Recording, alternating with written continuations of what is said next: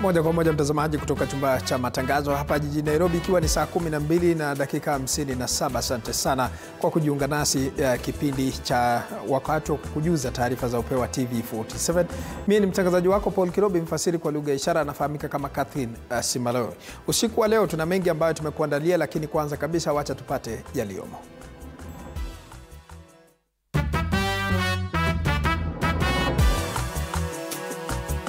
Yaliyomo kwenye upeo wa TV47. Gavana wa Nyeri Mutahi Kahiga aomba msamaha kutokana na matamshi aliyotoa kuhusiana na kifo cha Raila Odinga. Viongozi wa kisiasa washtumu gavana wa Nyeri Mutahi Kahiga kutokana na matamshi yake. Na familia za wanaharakati wa Kenya waliotekwa nyara Bob Njagi na Nicholas Oyo zingali zinasaka majibu kuhusiana na waliko wawili hao, idara ya usalama Uganda ikikana kuwazuilia.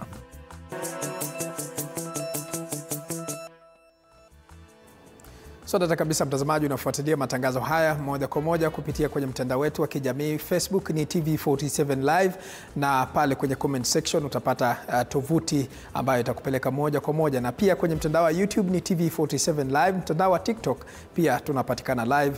Zidi tuandamane hadi tamati. Tunaanza na taarifa ya kwanza, ambapo baraza la magavana mapema hii leo limejitenga na gavana wa Nyeri Mutahi Kahiga kufuatia kauli zake tata ambazo zilionekana kumkejeli marehemu Raila Odinga. Katika taarifa kali, baraza hilo halikukemea tu matamshi ya Kahiga, bali pia lilimvua wadhifa wake wa naibu mwenyekiti. Mwandishi wetu Mike Kagwongo anaripoti jinsi sakata hii imezua mtikisiko mkubwa wa kisiasa nchini. Siku chache tu baada ya mazishi ya kiongozi wa muda mrefu wa upinzani nchini Raila Amolo Odinga, matamshi ya gavana wa Nyeri Mutahi Kahiga yamezua hasira kubwa kote nchini. Katika video iliyosambaa mitandaoni, Kahiga anasikika akitoa kauli zilizotafsiriwa kama kejeli kwa kifo cha Raila, matamshi yaliyolaaniwa vikali na viongozi kutoka pande zote za kisiasa. Baraza la magavana kupitia taarifa yake limesema mwenendo wa Kahiga ulikuwa wa dharau na haustahili kiongozi wa kitaifa. We still maintain that these sentiments are his personal remarks that do not reflect or represent the views and the values of the Council of Governors. Mwenyekiti wa baraza hilo Ahmed Abdullahi ametangaza kuwa magavana wote wamekubaliana kwa kauli moja kumuondoa Kahiga katika nafasi yake ya naibu mwenyekiti kwa kile walichokitaja kuwa kupoteza imani ya umma. The Council has unanimously agreed to remove His Excellency Kahiga Mutahi from the leadership of the Council as the Vice Chair with immediate effect. Na huku hali ya kisiasa ikizidi kuwa tete, baadhi ya magavana wakiongozwa na James Orengo, Ochilo Ayako na Kenneth Lusaka wametembelea Mama Aida Odinga nyumbani kwake Siaya kutoa pole na kuonesha umoja. Orengo alielezea hasira zake kutokana na matamshi ya Kahiga, akisema si tu kwamba yalikuwa yasio na utu, bali pia yalikuwa usaliti kwa maadili yanayodumishwa na taifa wakati wa maombolezo. That is utterances were inexcusable, they were hateful, and they were outrageous. Baba never wanted lawlessness. Baba never wanted people to operate outside the law. He was ready to sacrifice as much as humanly possible. Leaders who are elected and represent people, let us use our positions responsibly.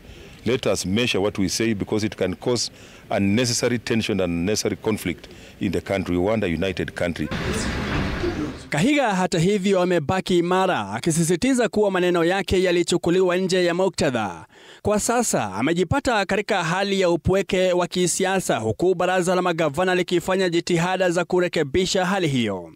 Kauli hizo ambazo zilitolewa wakati wa mazishi huko Kieni, kaunti ya Nyeri, zilionekana kupendekeza kuwa kifo cha Raila kingesababisha serikali kuelekeza rasilimali kutoka Nyanza kurudi Mlima Kenya, jambo lililozua hasira kali na hatimaye kusababisha Kahiga kuondolewa katika nafasi yake ndani ya baraza la magavana. Mike Kagwongo, TV47, Nairobi.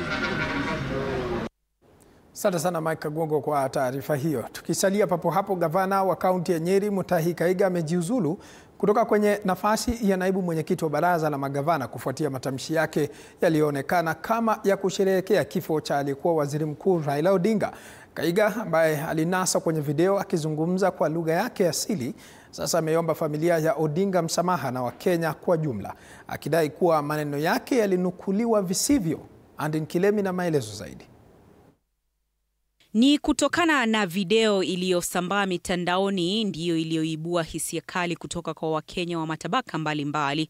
Katika video hii, gavana wa kaunti ya Nyeri Mutahi Kahiga alisikika akitoa matamshi ambayo wengi waliyatafsiri kama ya dhihaka kufuatia taarifa za kifo cha aliyekuwa waziri mkuu Raila Odinga. Ingawa matamshi hayo yalitolewa kwa lugha yake ya mama, tafsiri yake imeeleweka na wengi kama isiyo na heshima, hasa ikizingatiwa hali ya huzuni iliyotanda nchini. Kufuatia hilo, gavana Kahiga mapema Jumatano alilazimika kujiuzulu kutoka kwenye nafasi yake ya naibu mwenyekiti wa baraza la magavana baada ya baraza hilo kujitenga vikali na matamshi yake. Gavana Kahiga alijiuzulu muda mfupi kabla ya baraza la magavana kumuondoa katika wadhifa huo. Let me also make it clear that the remarks I made are my personal views and therefore should in no way be associated with the community's position or any political affiliation, nor the Council of Governors.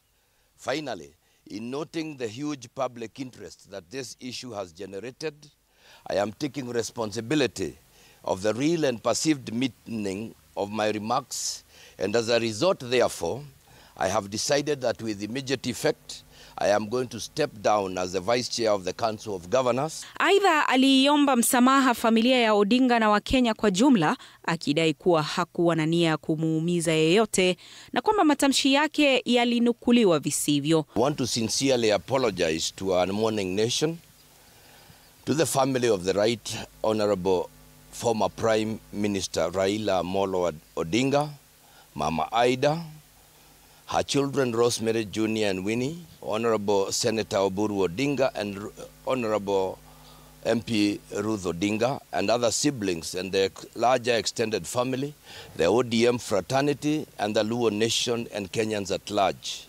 And to my colleague leaders from all sides of the political divide for any harm that it has elicited. Tume ya Uwiano na Utangamano wa Kitaifa NCIC tayari imemtaka Kahiga kufika mbele yake kujibu maswali kuhusu matamshi ambayo inasema yanachochea uhasama wa kikabila na kuhatarisha mshikamano wa kitaifa. Wito sasa umetolewa kwa viongozi wa kisiasa kuwa waangalifu na matamshi yao na kufanya mazungumzo yenye mshikamano na wala sio mgawanyiko.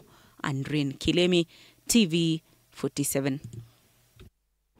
Asante sana Andin Kilemi kwa taarifa hiyo. Kwingineko ni kwamba wazee wa jamii ya Kikuyu wakiongozwa na mbunge wa Ndia George Kariuki wametembelea familia marehemu Raila Odinga katika Opoda Farm, Bondo, kuwasilisha rambirambi zao kufuatia kifo cha aliyekuwa waziri mkuu Raila Odinga.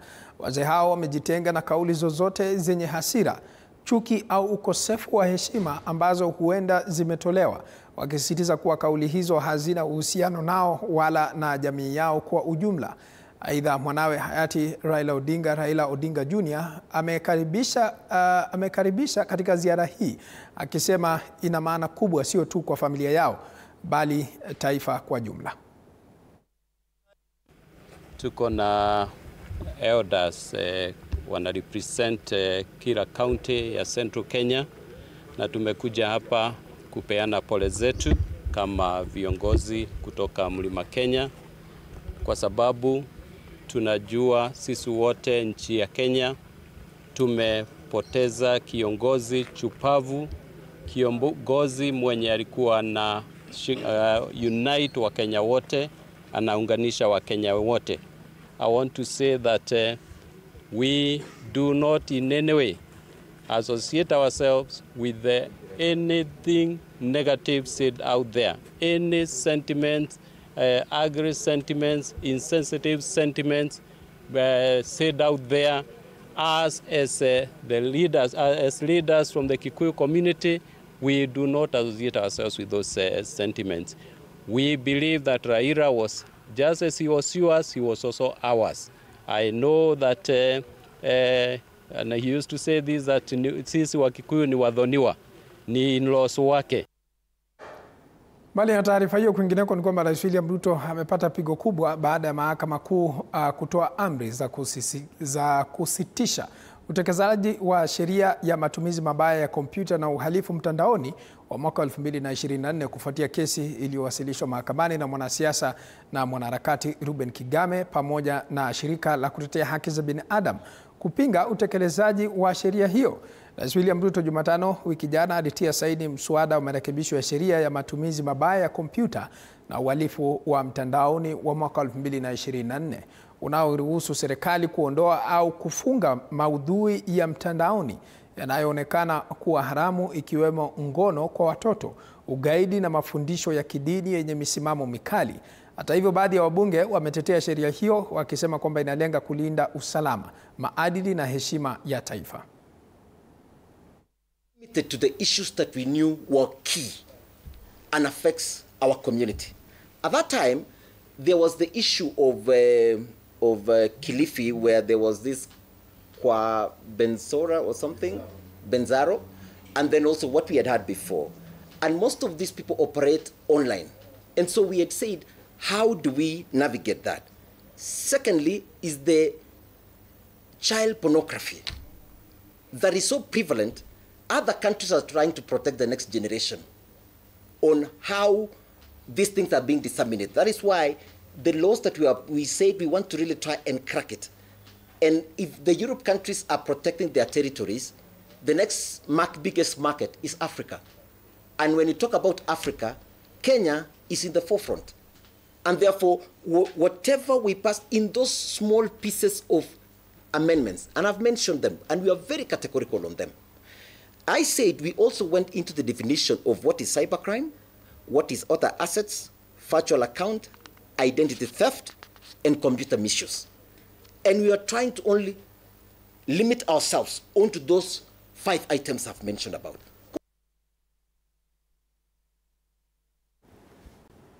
Mbali na taarifa hiyo, kwingineko ni kwamba vikao vya kusikiliza kesi ya mtoto Mercy Chepngeno ambaye mwili wake ulitoweka katika makafani ya hospitali ya mafunzo na rufaa ya Nakuru Februari mwaka huu kwa njia tatanishi vimeanza hii leo katika mahakama ya Nakuru. Mike Kialo anatuarifu mengi zaidi. Ushahidi mtakato. Kilikuwa ni kikao cha mahakama cha kipekee. I went to the hospital. Japo sauti za wazazi yao wa mtoto Mercy Chepngeno hazikusikika kutokana na ulemavu wao wa kutoongea, ghadhabu yao ilikuwa ya sauti kubwa. You are the one who asked her. Wende ulisema uletewe hizo manguo. Uchungu walionao kiwa si wa kumpoteza mwana tu, bali pia wa kutojua mwili wake ulipo miezi 8 baadaye. Wawili hao wakiwa ni mashahidi wa kwanza katika kesi hii, ambayo washtakiwa ni wahudumu wawili wa makafani hiyo ya PGH, walisimulia jinsi walipomfikisha mtoto Mercy Chepngeno katika hospitali ya Nakuru PGH alipougua kisha akafariki Februari tarehe 3 jioni. Wazazi yao wakizidi kuiambia mahakama kuwa waliukabidhi mwili wa mtoto huyo katika makafani ya hospitali hiyo tarehe 4. So they asked, is the body now well? Then they said, bado. At the end of the day, were they able to receive the body? No. Kizaza kilizuka tarehe 6 mwezi huo walipokuja kuchukua mwili kwa ajili ya mazishi saa 5 asubuhi. Mhudumu katika makafani hiyo akiwataka kusubiri alipodai mwili ulikuwa umejaa barafu kwani haungeweza kuvishwa nguo. They gave an explanation. There's a woman here present who told them the body was icy. But I did not see that body, that they were saying it was icy. Aidha, wakisubiri hadi saa 9 mchana walipoambiwa kuwa mwili wa mtoto huyu haukuwa katika makafani hiyo. They were asking for the body, but there was a confusion. What was the confusion about? He was not aware, because him already he had preparations for the burial. Vikao vya kusikizwa kwa kesi hii vitaendelea Novemba 19 mwaka huu, mashahidi 8 zaidi wakitarajiwa kutoa ushahidi wao. It is adjourned hearing on 19th of November this year. Mike Chelo, TV47. Asante sana Mike Kialo ukiwa katika kaunti ya Nakuru. Kwa siku 21 wanaharakati Bob Njagi na Nicholas Oyoo hawajafahamika walipo. Leo katika mahakama kuu Uganda, vikosi vya usalama Uganda walidai kuwa Bob na Nicholas hawako vizuizini nchini. Wakati huo huo, serikali ya Kenya bado haijatoa taarifa yoyote kuhusu waliko wawili hao. Kwa mujibu wa walioshuhudia, wawili hawa walionekana kwa mara ya mwisho katika eneo la Kirera, Kampala, na kuwa walichukuliwa na maafisa wa usalama. Sheila Chalang'at anatuarifu mengi zaidi. Kwa familia za Bob Njagi na Nicholas Oyoo, siku 21 zilizopita zimekuwa na mateso sana kwao. Kila kuchao kunaongeza siku zilizojawa na wasiwasi, ikiwalazimu kuzidi kusubiri kukutana na wapendwa wao. We have no idea how they are. We have no idea if they are alive because we've not been given any information about them. Matumaini ya kuonana na wapendwa wao kwa mara nyingine yaligonga mwamba tena, huku vyombo vya usalama nchini Uganda wakidai kuwa kulingana na uchunguzi wao hawana kumbukumbu za wanaharakati hao wawili. You will really wonder who is saying the truth. We are wondering who are those who abducted them, because if the Ugandan government say they are not there, we don't know who now did that. Kanali Silas, kamanda wa vikosi vya ulinzi Uganda, aliambia mahakama kwamba uchunguzi uliofanyika na vyombo vyote husika ulithibitisha kuwa hakuna rekodi yoyote inayohusiana na Bob Njagi au Nicholas Oyoo kizuizini. Those are details for us. We just want to the Kenyan and the Ugandan government to help us get them back. We know that both the governments have machinery to track where they are and to help us bring them back. Na licha ya wizara ya mambo ya kigeni nchini Kenya kuanzisha juhudi za kuwasaka wawili hawa kupitia wizara ya kigeni nchini Uganda, kufikia sasa hakuna lolote jipya limetokea kuhusu swala hili. The days keep counting. It was day 1, it was day 10, today is day 21. We don't want it to go beyond this.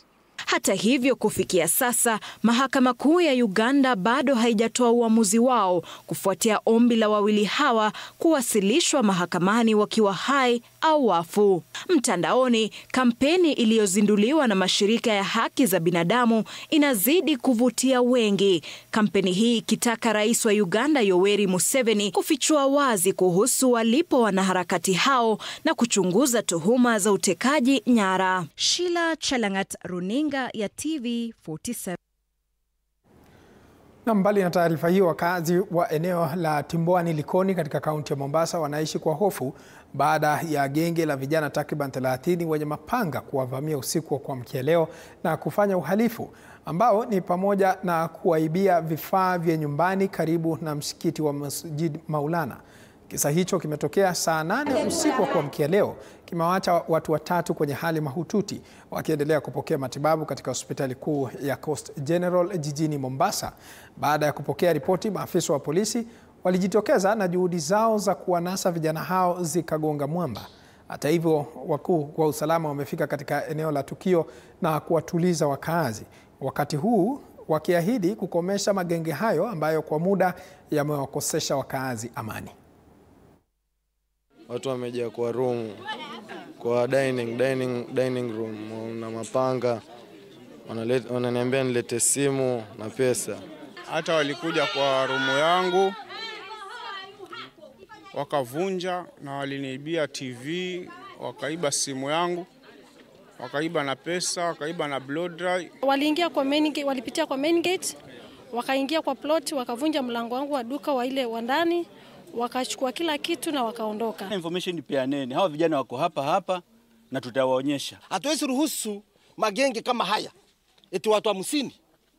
Watu 50 hawa. Hatuwezi watambua. Ni onyo kwa hawa vijana wa hapa. Wazazi, kama uko na kijana yeye unajua kwamba anatoka saa 8 usiku, uliza huyo kijana wako, mtoto wako, wewe unaenda wapi masaa hii? Kijana arudi akiwa na simu kubwa, na kwako wewe mwenyewe hujamunulia simu. Suulize huyu kijana, hii simu wewe mwanangu umetoa wapi? Bila shaka mtazamaji, imekatika dakika 18 baada ya saa 1 kamili saa za Afrika Mashariki. Wacha tuchukua pumziko mafupi, tukirejea tunakuja na mengi zaidi, kwa hivyo usibanduke.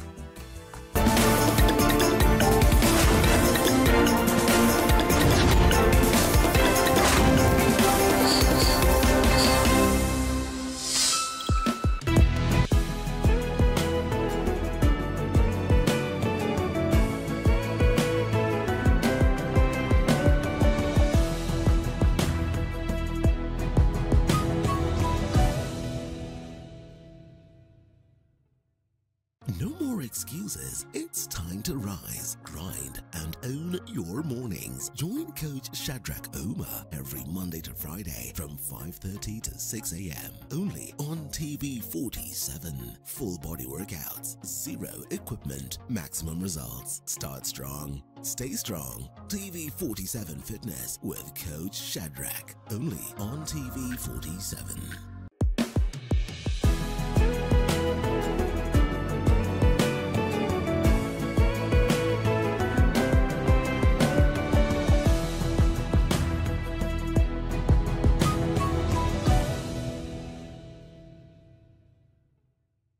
Looking for the perfect way to kick off your weekend? Pole. Hiyo ni salamu ya Mluya kabisa. Tune in to Friday with Betty, the most exciting show on TV. Betty, one tear gas. Betty, I don't know where this guy's going. From the latest news and trends to unforgettable moments.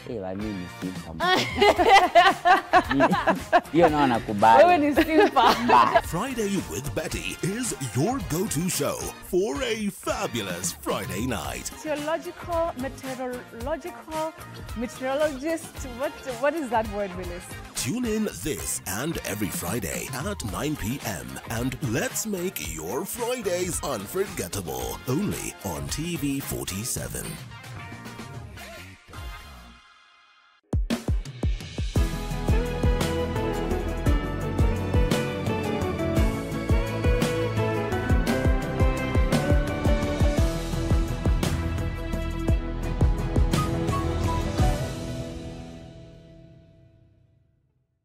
Enjoy uninterrupted live streaming of your favorite programs on TV47 and Radio 47 on the go with our new mobile-friendly website. Experience the future of broadcasting. Visit www.tv47.digital or scan this QR code and stream your way to endless news and entertainment. Welcome to the home of untold stories.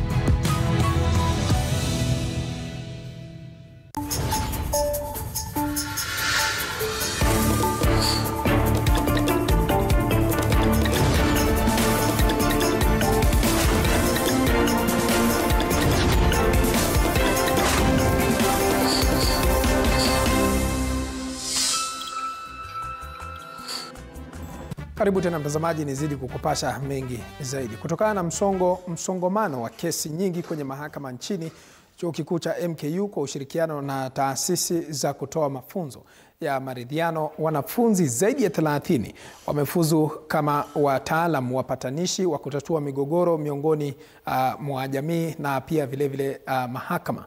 Ni hafla ambayo iliwaleta pamoja washikadau wa Chuo Kikuu cha MKU, wakurugenzi wa shirika la FIDA na taasisi ya kutoa mafunzo ya upatanishi wa suluhu Mediation Center. Wakizungumza kwenye hafla hii, wamekiri kuwepo kwa idadi ndogo ya wapatanishi nchini, na hii ikiwa ni njia moja ya kutafuta suluhu kwa mizozo nje ya mahakama. Wanafunzi waliofuzu hapa wameonyesha nia yao njema ya kutumia ujuzi waliopewa hapa ili kuweza kutekeleza wajibu wao kwa kutetea jamii na kusuluhisha migogoro pasipo na upendeleo wa aina yoyote. We started this to build a capacity of mediators who can then mediate matters and resolve disputes both out and in court. And now we are joining hands with FIDA Kenya, who are leading in human rights, women rights and children, and mediation. FIDA is great on mediation. That synergy makes our certificate absolutely strong. It has been a week full of learning, full of fun, and also we now have a new crop of mediators who will help to bring justice closer to the people, will help people get justice cost effectively. I'm very happy. It has been worthwhile. The training was very beneficial, very practical, and I'd like to thank Suluhu Mediation Center for facilitating it, as well as Mount Kenya University. This course on mediation is one of the mechanisms of alternative dispute resolution outside, apart from the normal court system. But in mediation, both parties, because they will engage each other and make agreements or reach solutions that will be profitable to both of them.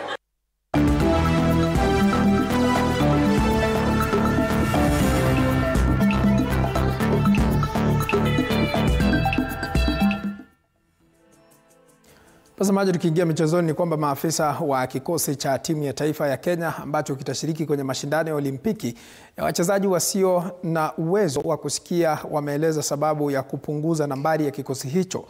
Maafisa hao wameeleza kuwa sababu ya kupunguza kikosi hicho ni kufuatia kukosekana kwa fedha za kutosha. Awali Kenya ilipaswa kuwakilishwa na michezo 12.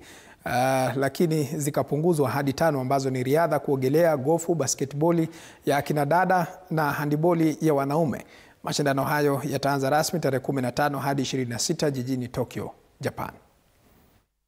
Tirelessly had to ensure that we have 12 sporting disciplines flying. But before that, we had already explained to the members what happened, that we were lobbying so that the international body, International Committee of Sports for the Deaf, gives us a schedule whereby all the sporting disciplines will participate, and they never gave a promise. You see, they made a decision.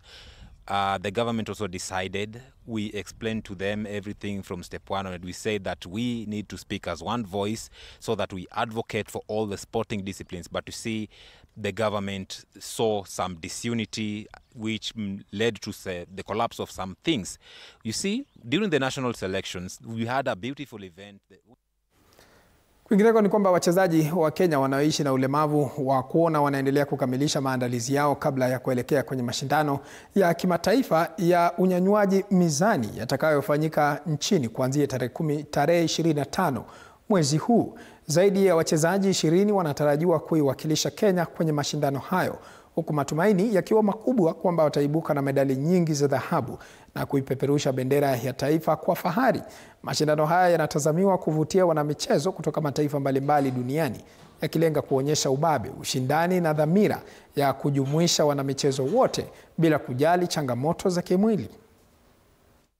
Kapi iliyopita huko Kazakhstan tulipata medali 35.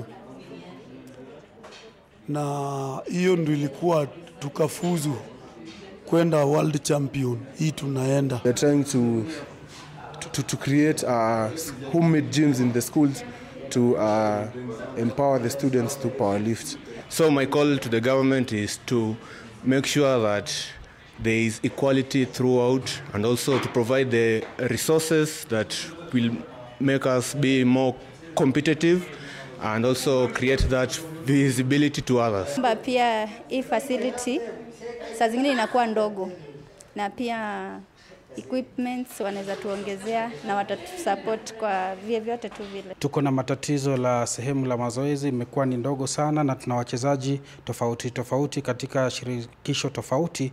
So pia tunaomba serikali iweze kusikiza ombi la rais wetu wa shirikisho, tuweze kupata eneo nzuri na pakubwa ili.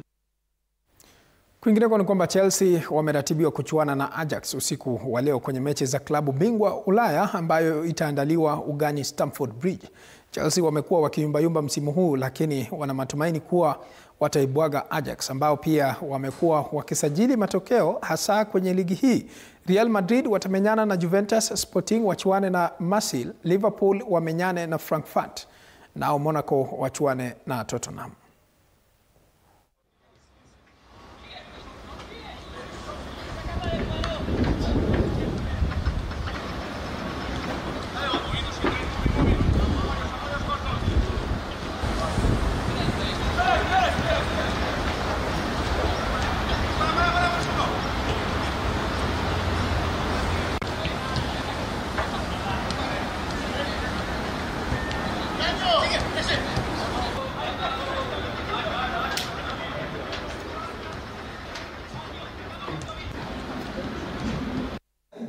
Bila shaka mtazamaji, dakika 28 imekatika baada ya saa 1 kamili saa za Afrika Mashariki. Kufikia hapo mimi sina la ziada na tamatisha taarifa za upeo wa TV47. Lakini usisahau kama kawaida, kama dawa kila siku ya Jumatano, Dr. Fweneke yuko hapa studioni, kwa hivyo usibanduke. Mfasiri kwa lugha ya ishara amekuwa ni Catherine Simalawe. Alamsiki.